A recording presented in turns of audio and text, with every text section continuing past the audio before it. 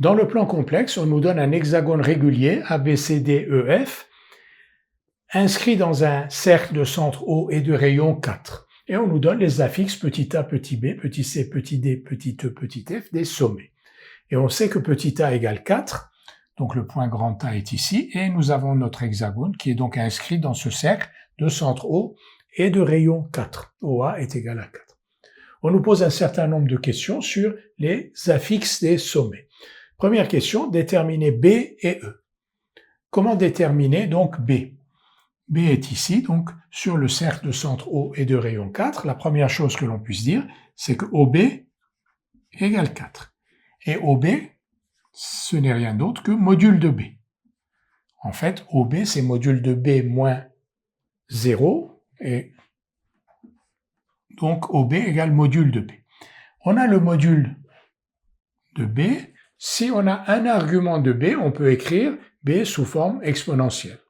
Un argument de B, ça peut être une mesure de cet angle. Et une mesure de cet angle, on est dans un hexagone régulier, une mesure de l'angle OA-OB, c'est pi sur 3. Donc, argument de B égale pi sur 3, modulo de pi. On a module de B qui est égal à OB, j'ai oublié de dire que c'était égal à 4, puisque c'est un rayon du cercle, donc module de B est égal à 4, et argument de B égale pi sur 3, modulo de pi, on en déduit que B s'écrit sous la forme 4e puissance i pi sur 3, qui est donc une écriture exponentielle de B. B égale 4 fois e i pi sur 3.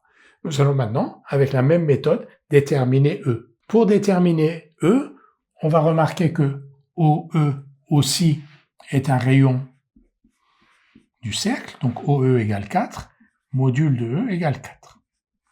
Il nous reste à déterminer un argument de E. Et un argument de E, donc ici, on va avoir pi sur 3, encore pi sur 3 pour arriver à C, encore pi sur 3, donc on a pi ici, et plus pi sur 3, c'est-à-dire 4 pi sur 3. Donc un argument de E est égal à 4 pi sur 3, et argument de E égale 4 pi sur 3, modulo 2 pi. Et on a donc une forme exponentielle de E. E s'écrit sous la forme 4 fois E puissance i, 4 pi sur 3. On nous demande maintenant de calculer C puissance 6. Pour calculer C puissance 6, nous allons calculer C comme on a calculé B et E, et donc si on a C sous une forme exponentielle, C puissance 6 s'obtient facilement. Pour calculer C, d'abord le module de C, on remarque que OC égale à 4, puisque C est sur le cercle de centre O et de rayon 4, donc module de C égale 4. Maintenant, il nous faut un argument de C. Pour avoir un argument de C, on regarde le schéma et on utilise le fait que l'on a un hexagone régulier, donc l'angle OA-OC, donc ici on a pi sur 3 et encore pi sur 3, donc 2 pi sur 3 est un argument de C, et argument de C s'écrit donc sous la forme 2 pi sur 3, modulo 2 pi. On a le module de C, un argument de C qui est 2 pi sur 3, on peut donc écrire C sous la forme 4 fois E puissance i, 2 pi sur 3. Une fois que l'on a C, on peut facilement calculer C puissance 6, donc C puissance 6, c'est 4 puissance 6, exponentielle de i, 2 pi sur 3, puissance 6. Et ici donc, on aura 4 puissance 6, exponentielle de i, 6 fois 2 pi sur 3, donc 4 puissance 6 exponentielle de ici, donc i fois 4 pi, et exponentielle de i fois 4 pi, c'est 1. Donc C puissance 6 est égal à 4 puissance 6. On nous demande maintenant de calculer CD. Alors la tentation pourrait être de dire que CD c'est module de D moins C, mais en fait CD c'est un côté de cet hexagone, et comme c'est un côté d'un hexagone régulier, donc CD est égal au rayon du cercle, c'est-à-dire que CD égale 4. On utilise le fait que ODC est un triangle équilatéral, Donc CD est égal à 4. Tous les côtés de cet hexagone sont égaux à 4. Maintenant, des questions sur les arguments que l'on va traiter tout de suite. On nous demande maintenant de déterminer argument de E-D sur C-D. Alors, argument de E-D sur C-D, comme vous le savez, est lié à l'angle DCDE. DCDE, donc je vais l'écrire là.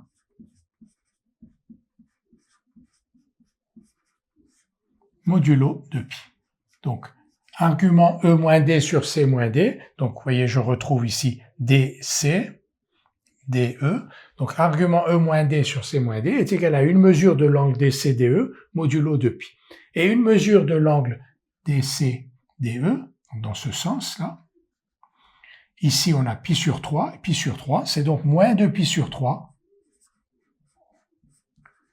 modulo de pi. Vous voyez, on est dans ce sens-là et non pas dans ce sens-là, donc moins de pi sur 3 modulo de pi. On nous demande enfin de déterminer argument de B-A. Argument de B-A est égal à, ici donc OA AB, une mesure de l'angle OA AB modulo de pi. Et une mesure de l'angle OAAB, donc OAAB, c'est 2 pi sur 3 modulo de pi. Cet argument de B-A, donc 2 pi sur 3 modulo 2 pi, on va le retrouver, alors c'est pas une question qui est dans l'exercice, mais c'est une question supplémentaire que l'on va faire ensemble. Donc on va le retrouver en écrivant B et A, c'est-à-dire écrivant B comme on l'a calculé ici dans la première question, et A qui est égal à 4. Donc on va écrire argument de B moins 4, et on va calculer cet argument et vérifier qu'il est bien égal à 2 pi sur 3 modulo 2 pi, comme nous avons pu le lire sur le graphe. Nous allons maintenant retrouver argument de B moins A par le calcul. Donc on avait ici déterminé argument de B moins A, on avait dit que argument de B moins A était égal à 2 pi sur 3 modulo 2 pi. Et donc ici par le calcul, on a B égale 4 E I pi sur 3 et A égale 4. Donc B moins A est égal à 4 fois E puissance I pi sur 3 moins 1. C'est l'occasion de factoriser, de nous souvenir que l'on peut factoriser E puissance I pi sur 3 moins 1 quand on a une forme comme ça, que l'on met E I pi sur 6 en facteur, et ça donne E I pi sur 6 moins E puissance moins I pi sur 6, et 4 E I pi sur 6. On utilise les formules d'Euler, et donc ça c'est égal à 2i sinus de pi sur 6. Et donc, B moins A est égal à 8i, E puissance I pi sur 6, fois sinus de pi sur 6. Donc, B moins A est égal à, donc 8 fois sinus de pi sur 6. I, je vais l'écrire sous forme E puissance I pi sur 2. Oui, donc je remplace I par E puissance I pi sur 2. Je vais vous dire dans un instant pourquoi. Parce que je cherche une forme exponentielle de B moins A. 8 sinus pi sur 6 est un réel strictement positif. Donc ça, c'est le module de B moins A, et E puissance I pi sur 2 fois E puissance I pi sur 6, ça va me donner donc B moins A.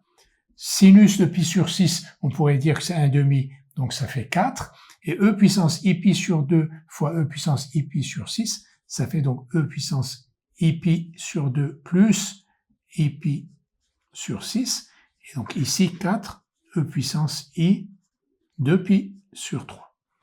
Donc B moins 1 est égal à 4 fois E puissance I 2 pi sur 3. Donc un argument de B moins A, c'est 2 pi sur 3. Et argument b-a, c'est 2π sur 3 modulo 2π, comme on l'avait lu sur le schéma en utilisant les propriétés de l'hexagone, c'est-à-dire qu'on avait dit que l'angle OA-AB, donc l'angle OA-AB, avait une mesure qui est égale à 2π sur 3, qui est en fait π moins π sur 3, parce qu'on a un hexagone qui est ici, donc O est le centre de l'hexagone et A et B sont des sommets. Donc on retrouve argument de b-a égale 2π sur 3 modulo 2π.